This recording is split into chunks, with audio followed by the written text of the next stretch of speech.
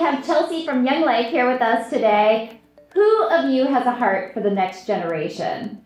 You're doing so much for the next generation, and she could use your help. So why don't you tell us what you do? Absolutely. So my name is Chelsea Hugel. I'm an area director here in Central Fairfax. I work for Young Life. It's a nonprofit organization that seeks to introduce adolescents to Jesus Christ and help them grow in their faith. And so with this ministry, it was started in 1941.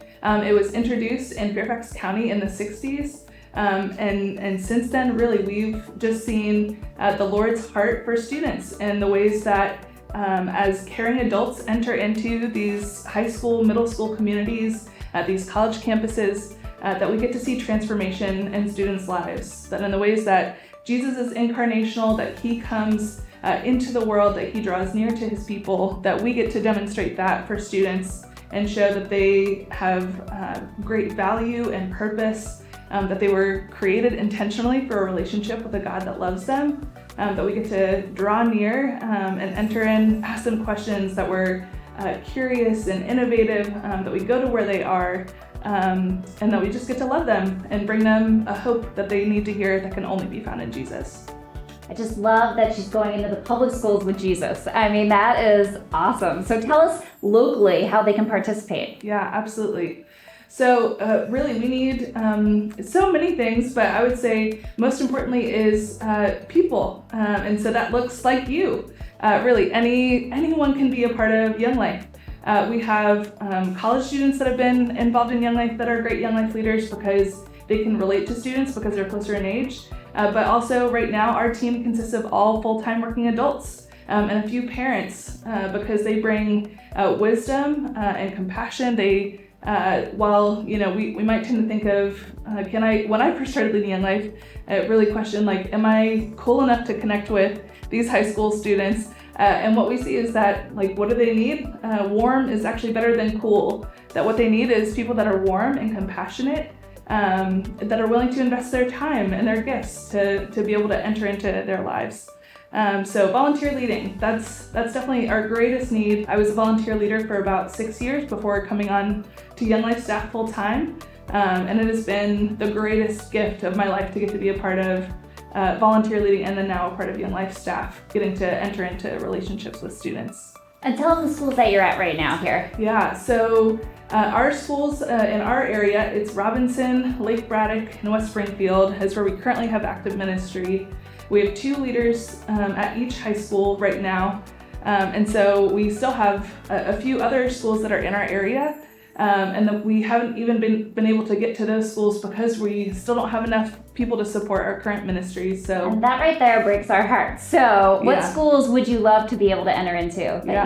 We're still working to get toward South County and Woodson, and then all of the middle schools that feed into each of those high schools. We don't have any middle school ministry at this point. So there's opportunity, ladies, and you know the Lord. So what a gift, because he equips those he calls. To be able to have that impact and share the hope that Jesus gives is amazing. My greatest hope is that we are just an extension of the church. And so really I hope that it's a two-way street where not only can the church partner with us to support us from behind the scenes or to be volunteer leaders, but also that through this ministry that we are creating space for students that may not ever necessarily enter through the doors of a church, that they feel like they belong in churches, that this becomes family to them for the rest of their lives. That Young Life is really meant for these teenage years in middle school, high school, and college,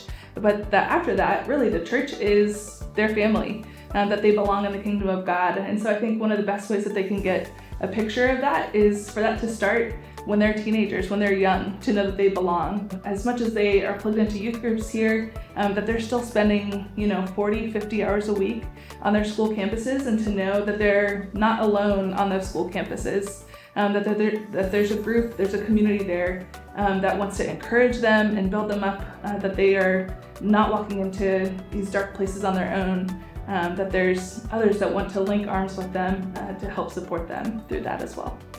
So what's the time commitment like? Yeah, so for our volunteer leaders, it's typically a few hours a week. It's usually it might be a Sunday night, and then a Wednesday morning before school. It really depends on each school, and honestly, it depends on our leader schedules. That we want it to be doable for them and what works with them, especially if they have families.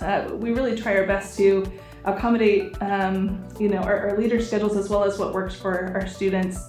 But typically, I would say, because we're a relational ministry, it's really as much capacity as you have to give to those relationships to be a part of it. So usually we would say about 5 to 6 hours a week, and that's kind of broken up between times of intentional discipleship as well as what we call contact work, where we're going to the school, we're going to spend time with students and building relationships with students. Ultimately, it's about asking questions and just being really curious and engaged, that kids want to be known. And so as we're standing on the sidelines at football games, that we're getting to know the students that are standing in the sidelines at football games, that it's just opportunities to engage and show up and be a consistent presence in their lives.